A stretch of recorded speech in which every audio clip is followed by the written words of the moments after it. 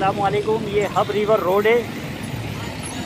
ये पानी यहाँ पे खड़ा हुआ है जो शेरशाह से हब रिवर की तरफ जा रहा है।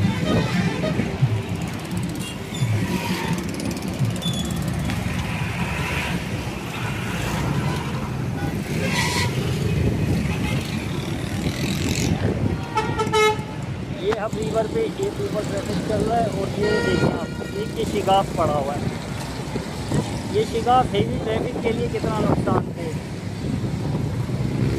कोई भी हादसा हो सकता है। यहाँ पे बड़ी हेवी गाड़ियाँ यहाँ पे चल रही हैं।